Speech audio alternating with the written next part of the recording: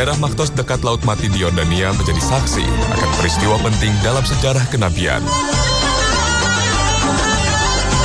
Di kawasan inilah Nabi Yahya sempat tinggal beberapa hari untuk berdakwah sebelum akhirnya terus bergerak memperluas dakwahnya ke kawasan perbukitan di sepanjang Laut Mati.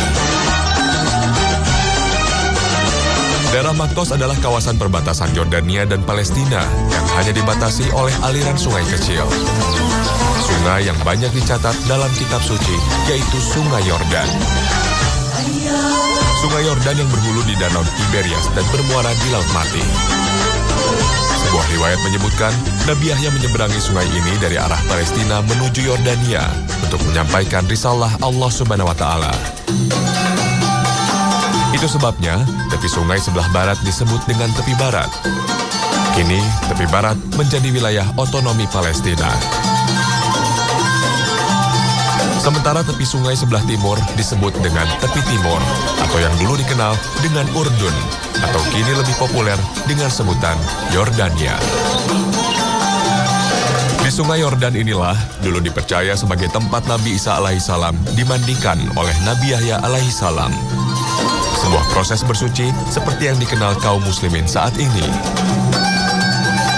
Peristiwa inilah yang kemudian mengawali ritual baptis yang dikenal dalam agama Nasrani. Itu sebabnya hingga kini kawasan Maktos menjadi tempat wisata religi bagi kaum Nasrani.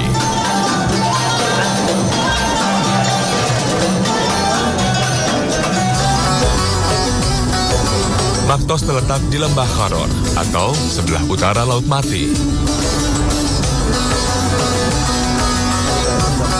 Hanya 1 jam perjalanan dari kota Aman, ibu kota Yordania. Aku sang musafir tiba di kawasan Maktos.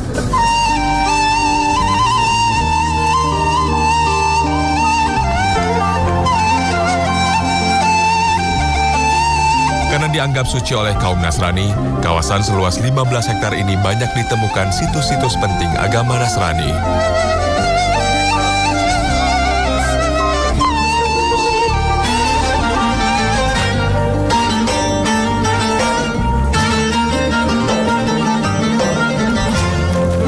Seperti goa,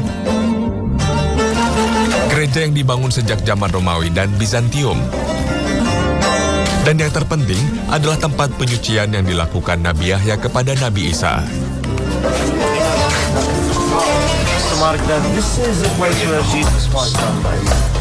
Tempat ini dulu berada di tepi Sungai Yordan. Namun seiring berjalannya waktu, Sungai Yordan semakin mengecil dan menyempit. Akibatnya, tempat ini tak lagi dialiri Sungai Yordan.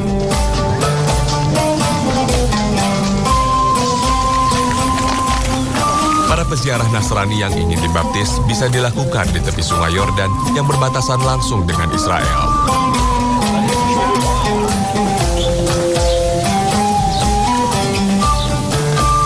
Alirannya hanya selebar 4 meter yang sekaligus menjadi pembatas antara Yordan dan Israel.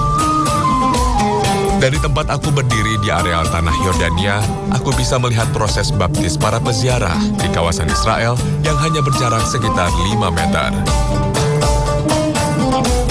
Namun, karena tempat ini menjadi pembatas 2 negara dan kawasan yang cukup rawan, maka para pengunjung dari kedua belah sisi dilarang untuk saling berkomunikasi. Apalagi kawasan tepi barat masih di bawah kontrol ketat Israel. Menelusuri kawasan Maktos, aku sang musafir kembali merenungkan sejarah Nabi Yahya alaihissalam. Aku tidak pernah menemukan syariat baptis dalam Al-Quran maupun hadis-hadis Rasulullah SAW. Dalam catatan Islam, sebenarnya tempat ini bermakna apa, Kang? Saya tidak pernah menemukan referensi dari ulama tentang prosesi pembaptisan Nabi Isa alaihissalam oleh Nabi Yahya alaihissalam. Karena syariat itu tidak ada di dalam Islam. Hanya saja tempat ini menjadi tempat hijrahnya Nabi Yahya dari tepi barat, yaitu Al-Quds, Palestina, menuju ke Difatus Syarqiyah, menuju tepian timur. Dari tempat inilah Nabi Yahya alaihissalam memulai dakwahnya. Dan tempat ini juga sempat menjadi tempat tinggalnya Nabi Yahya alaihissalam. Nabi Yahya kemudian menyebarkan agama Islam, menyebarkan dakwahnya ke tepian pegunungan.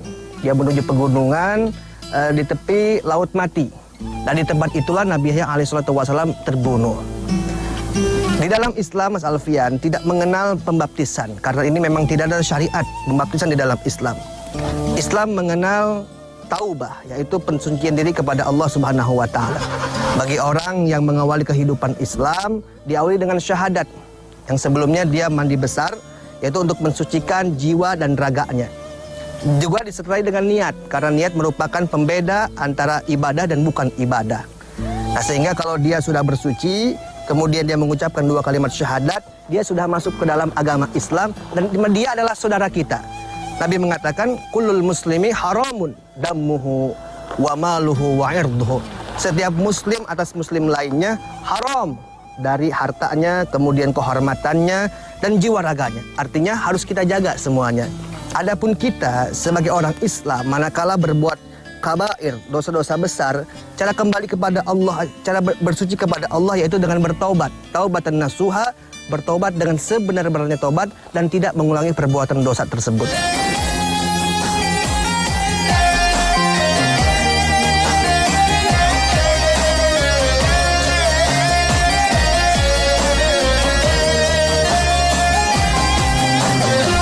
Allahu Akbar, Allahu Akbar.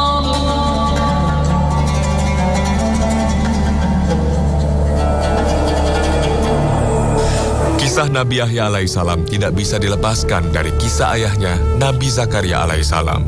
Keduanya merupakan nabi terakhir yang diutus Allah Subhanahu wa Ta'ala dari kalangan Bani Israel beberapa waktu sebelum Nabi Isa alaihissalam. Kisah kedua Nabi mulia ini berhubungan erat dengan negeri Palestina, khususnya Tanah Suci Al-Aqsa, tempat ketiga yang disucikan dan diberkahi Allah Subhanahu wa Ta'ala setelah Makkah dan Madinah. Keluarga mulia ini hidup untuk mengabdi di Tanah Suci Al-Aqsa. Sejumlah riwayat menyebutkan Nabi Zakaria merupakan imam besar Baitul Maqdis atau Masjid Al-Aqsa sebelum masjid ini berubah seperti sekarang. Sebuah mihrab di bagian timur Masjid Al-Aqsa sampai sekarang dikenal dengan Mihrab Zakaria.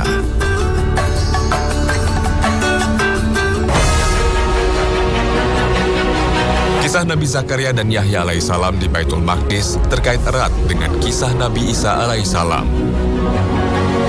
Kisah ini berawal dari keluarga mulia, salah satu ulama yang mengabdikan diri untuk Baitul Maqdis yang disebut Al-Quran dengan keluarga Imran. Imran menikah dengan seorang wanita yang masih terbilang kakak beradik dengan istri Nabi Zakaria alaihissalam. 2 wanita kakak beradik yang sama-sama mandul. Namun begitu, istri Imran tak henti-hentinya berdoa sambil bernazar kepada Allah. Jika dikaruniai Allah anak laki-laki, akan dipersembahkan untuk mengabdi kepada Baitul Maqdis.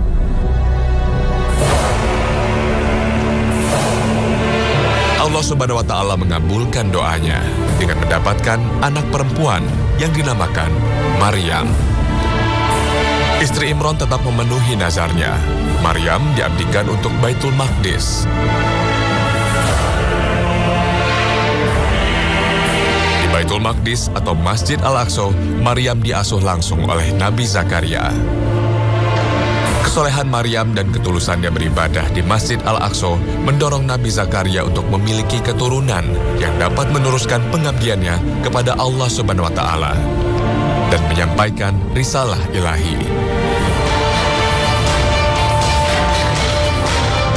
Maka Nabi Zakaria yang menyadari penuh akan usianya yang sudah tua dan kelemahan istrinya yang mandul hanya pasrah dan berdoa kepada Allah agar mendapatkan keturunan.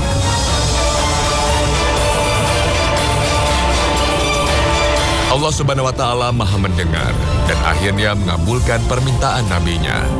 Maka lahirlah dari rahim istrinya seorang anak laki-laki istimewa dan diberi nama Yahya. Allah berfirman, "Wahai Zakaria, kami memberi kabar gembira kepadamu berupa seorang anak laki-laki yang namanya Yahya, yang kami belum pernah memberikan nama itu sebelumnya." Kang, di kawasan perbukitan ini adalah kawasan tempat Nabi Yahya alaihissalam berdakwah. Karena beliau ketika menyeberang dari tepi barat ke tepi timur di Maktos, dan di Maktos inilah yang diyakini sebagai tempat tinggal dan tempat persinggahan Nabi Yahya alaihissalam. Nah, Kang, jika kita tarik ke belakang, Nabi Yahya adalah buah dari kesabaran dan juga keimanan. Nabi Zakaria alaihissalatu wassalam bertahun-tahun lamanya mengharapkan dan menantikan kehadiran seorang anak. Sampai-sampai Nabi Zakaria alaihissalatu wassalam mengatakan, Inni wahanal 'azamu minni. Sesungguhnya lama-kelamaan tulangku udah semakin rapuh nih. Wasta'al ra'su syaiba. Dan rambutku sudah mulai memutih. Artinya nih Nabi Zakaria sudah mengakui bahwa ia memasuki masa yang tua, udah lanjut usia. Bahkan wa kana imraati akir, dan istriku adalah seorang yang mandul. Nah, Mas Alfian, kalau secara medis yang laki-lakinya sudah tua, perempuannya divonis mandul, nggak bisa punya anak, kira-kira bisa nggak hamil? Mungkin akan susah, bahkan bisa jadi nggak akan mungkin gitu bisa hamil ya, Kang ya. Nabi Zakaria alaihissalatu wassalam menempuh satu-satunya jalan, yaitu jalan berdoa kepada Allah Subhanahu wa taala. Rabbi habli min ladunka dzurriyyatan thayyibah innaka sami'ud du'a. Ya Allah, anugerahkanlah kepadaku dzurriyyatan thayyibah, keturunan yang baik, anak yang soleh. Sesungguhnya Engkau Maha pendengar doa. Lalu apa jawaban Allah kepada orang-orang yang berdoa, khususnya kepada Nabi Zakaria? Fastajabna lahu. Maka kami mengabulkan doa Nabi Zakaria.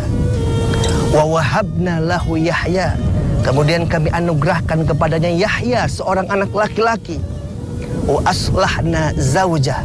Wa aslahna lahu zaujah. Kemudian kami perbaiki istrinya yang mandul tadi sehingga bisa menjadi hamil. Luar biasa. Ini kehendak Allah Subhanahu wa taala. Istri Nabi Zakaria divonis mandul, tapi ketika berdoa kepada Allah, Allah perbaiki istrinya sehingga bisa menjadi hamil. Inilah ketentuan Allah Subhanahu wa taala dan kehendak Allah Subhanahu wa taala. Nah, kenapa bisa sedemikian rupa? Jawabannya di ayat seterusnya, Mas Alfian. Innahum kanu yusari'una fil khairat. Sesungguhnya mereka selalu bersegera di dalam berbuat kebaikan. Wa yad'unana raghaban wa rahaba. Dan mereka selalu berdoa kepada kami dengan harap-harap cemas. Wa kanu lana khashiin. Dan mereka termasuk orang-orang yang khusyuk ketika beribadah dan berdoa kepada kami. Nah, inilah Mas Alfian, kunci serta resep untuk mendapatkan keturunan. Apa kuncinya? Doa. Sekalipun kisah Nabi Yahya dan ayahnya, Nabi Zakaria alaihissalam terkait erat dengan Baitul Maqdis di Palestina, namun jejak Nabi Yahya alaihissalam bertebaran di negeri Syam.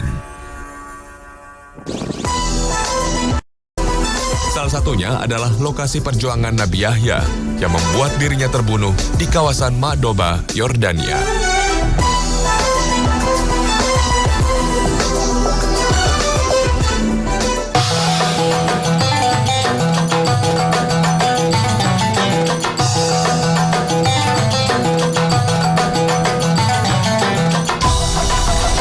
Kawasan Maktos, tempat penyeberangan Nabi Yahya dari Palestina dan tempat awal dakwahnya.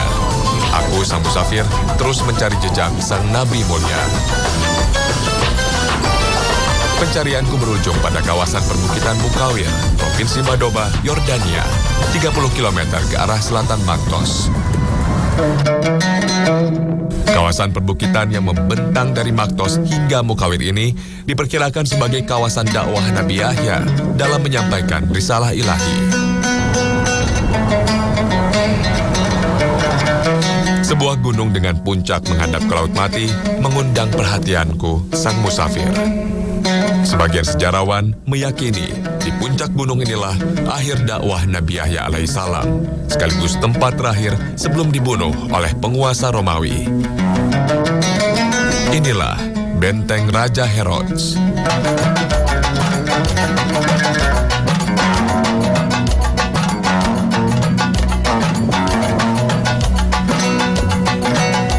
Jalur untuk mencapai puncak bukit benteng Herods ini harus mendaki hingga 1 kilometer. Cukup melelahkan.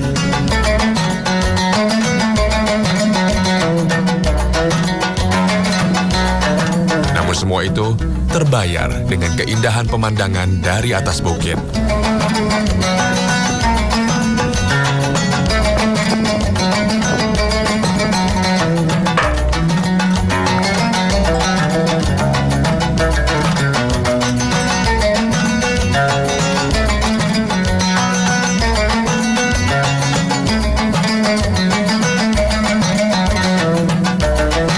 Benteng Herods sendiri tinggal reruntuhan.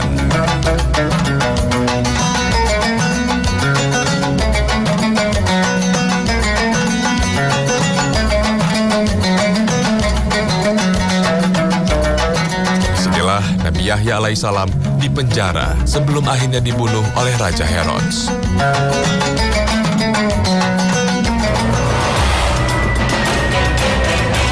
Herodus yang agung adalah penguasa kawasan Palestina. Ia memimpin negerinya dengan keras dan kejam.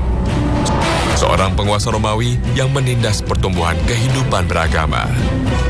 Sebagai penguasa, Herodus tak menyukai ajaran yang disampaikan Nabi Yahya alaihissalam. Namun, ia sadar sebagai penguasa tak mungkin ia membunuh seorang nabi utusan Allah. Namun sebuah peristiwa membuatnya berbuat nekat. Saat itu, sang raja ingin menikahi wanita cantik jelita yang masih terbilang keponakannya sendiri. Rencana ini dihalang-halangi oleh Nabi Yahya alaihissalam. Syariat Allah melarang pernikahan seorang paman dengan keponakan.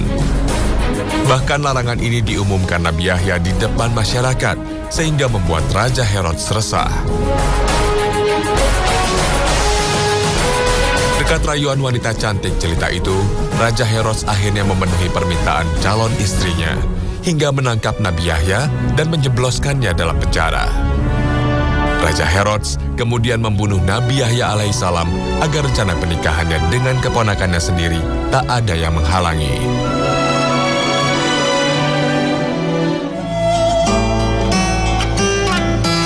Kang, ada kisah yang menarik nggak dari terbunuhnya Nabi Yahya alaihissalam ini? Ya, Mas Alfian. Wafatnya Nabi Yahya alaihissalam merupakan akhir perjuangan dari syariat yang ditegakkan di bawah pemerintahan yang zalim. Saat itu Nabi Yahya mengatakan bahwa laki-laki yang menikahi keponakannya sendiri adalah haram. Dan ini terkait dengan pernikahan Raja Herod dengan keponakannya sendiri. Ini merupakan ketentuan hukum yang ada di dalam syariat Taurat. Yang kemudian syariat ini menjadi syariat yang dibawa oleh Nabi Muhammad SAW dan berlaku bagi umatnya. Yaitu asyar'u man qablana, yaitu syariat-syariat yang diberlakukan umat terdahulu dan diberlakukan juga pada umat Nabi Muhammad SAW. Nah, kenapa pernikahan Raja Herod dan keponakannya dilarang? Ada 3 faktor yang diharamkan perempuan dinikahi. Pertama, faktor nasab, yaitu faktor keturunan. Yang kedua, faktor musohara, yaitu faktor yang diikat dengan pernikahan, seperti besan. Dan yang ketiga, faktor radha'ah, yaitu radha'ah sepersusuan. Nah, Raja Herod ini menyalahi salah satu daripada 3 faktor ini, yaitu menikahi sesama nasab. Nah, ini ditegaskan di dalam Al-Quranul Karim, hurrimat alaikum ummahatukum wa banatukum wa akhwatukum wa ammatukum wa khalatukum wa banatul akhi wa banatul ukhti. Diharamkan menikahi anak perempuan dari saudara laki-laki ataupun anak perempuan dari saudara perempuan. Adapun hikmah tasyri, kenapa disyariatkan haram menikahi wanita sedarah? Karena yang namanya pernikahan itu diikat dengan cinta, sedangkan cinta memiliki rasa cemburu. Dan ini sangat-sangat mustahil, Mas Alfian, kalau ada seorang bapak cemburu kepada anaknya, atau seorang kakak cemburu kepada adiknya. Bahkan sangat mustahil kalau seorang paman cemburu kepada keponakannya. Dan kajian medis terkini mengungkapkan bahwa menikahi sesama gen atau sesama darah ini akan menyebabkan cacat mental dan cacat fisik.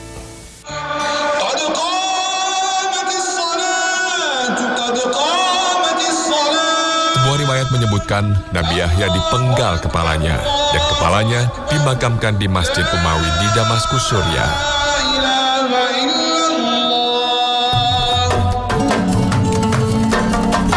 Sesungguhnya, orang-orang yang mengingkari ayat-ayat Allah dan membunuh para nabi tanpa hak atau alasan yang benar dan membunuh orang-orang yang menyuruh manusia berbuat adil. Sampaikanlah kepada mereka kabar gembira, yaitu azab yang pedih.